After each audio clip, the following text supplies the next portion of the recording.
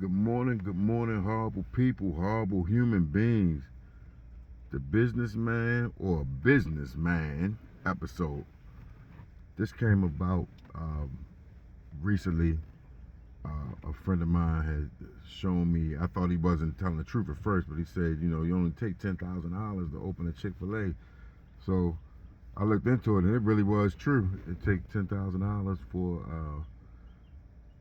that's just one of the beginning tenants of opening a Chick-fil-A. So it made me think about, like I was talking about the other day, a new and developing area. And I had mentioned it there that there's two Chick-fil-A's. You could throw a rock and you're going to hit two of them. I don't even know how that's good business sense, but um, that's how apparently it is, because they both up and running and thriving.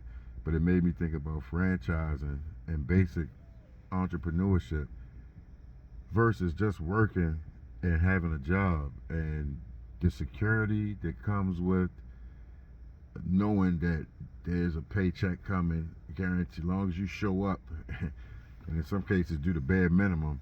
There's a check coming every 2 weeks, so you can plot and plan your life. It's predictable in a good way if you look at it like that, or it's predictable in a negative way, as in the limitations or the box that you put yourself in. But like somebody always told me, it's all anything beat a zero. But as you get older and have different responsibilities in a family, especially jobs, especially in the government sector, the benefits become about as important as the actual salary.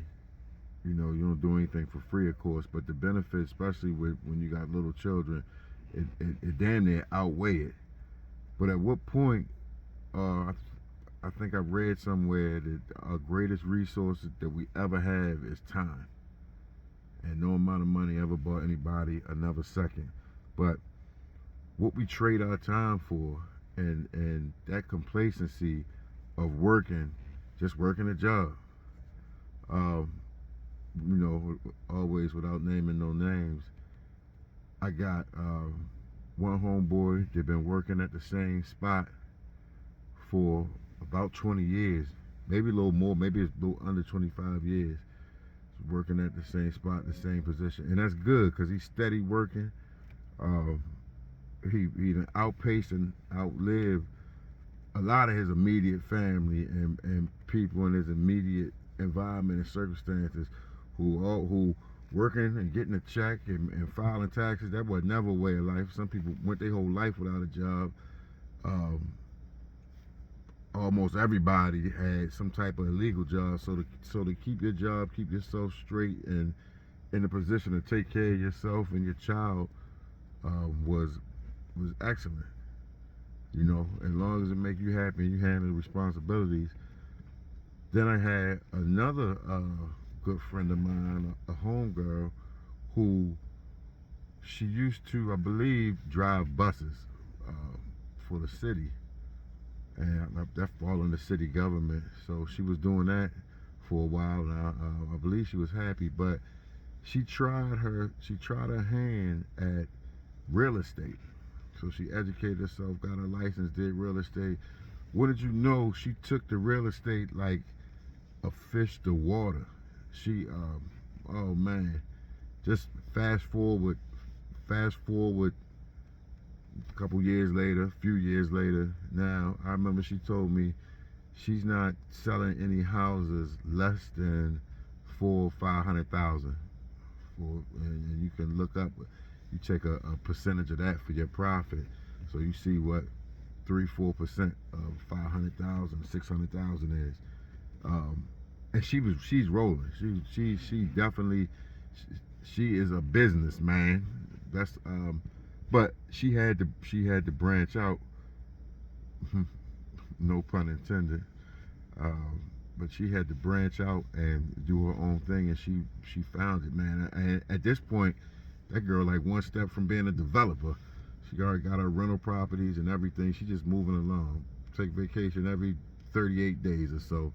But what I'm getting at is the wherewithal to look at your situation and look at your time and then say, what works for me, because everybody would like to believe they're a boss, but like my Nigerian homeboy said, his father told him somebody got to clean the toilets, and that's just the truth. But it's what we trying to be a boss in, and it make me think of Walt Disney. Walt Disney, when he was 7, he was selling drawings to his neighbors. Who knew he would go on to get into animation, and then he would go on to found Disneyland, and everything that come with it. But he had to believe in himself, and he had to strike out onto his own. And at some point, we're all a worker, but sometimes that working and that predictability and running in place, you, you running fast, you getting that. I'm getting tame with that 2-week check and those benefits, but not only am I not getting closer to my dream, whatever that is, whatever. For my homegirl, it was real estate and the financial freedom that provided. For somebody else, it might be establishing this business. For someone else, it might be taking your creative projects to the next level, or whatever it is. But I doubt anyone ever sat and said, well, then that's not true, because some people want to work for NASA, or you want to be affiliated with a certain company or a certain firm. But having that autonomy, that financial autonomy, I don't think anyone ever became a billionaire working for someone else. And I'm looking at the list of billionaires and reading their journeys.